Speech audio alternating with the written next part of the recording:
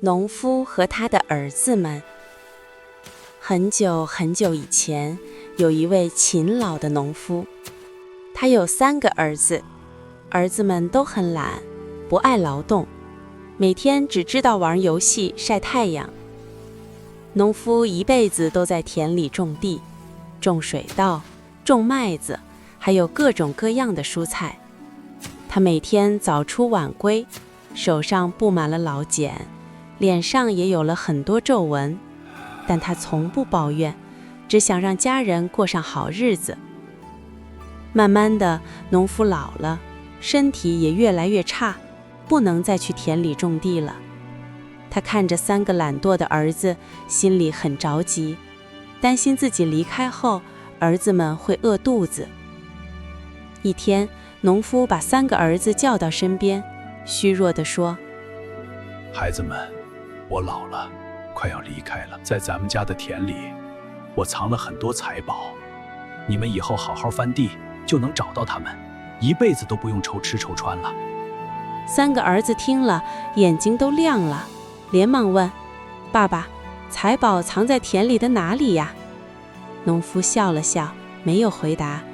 没过多久，就闭上眼睛，永远离开了。农夫走后，3个儿子立刻拿起锄头和铲子，跑到田里，开始拼命翻地。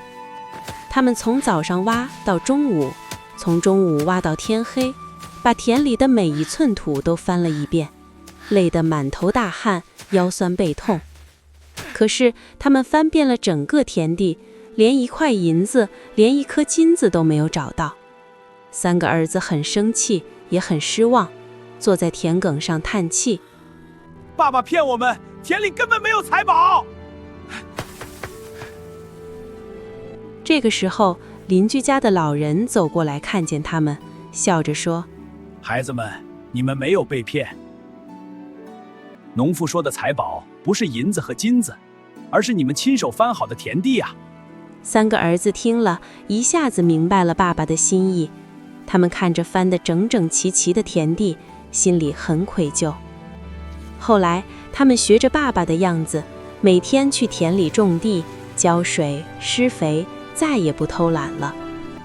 到了秋天，田里长出了满满的庄稼，有金黄的麦子，饱满的水稻，还有绿绿油油的蔬菜。3个儿子把庄稼卖了，换了很多钱，终于过上了好日子。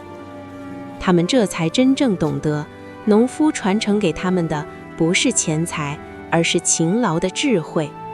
只有付出劳动，才能收获幸福，这才是最珍贵的财宝。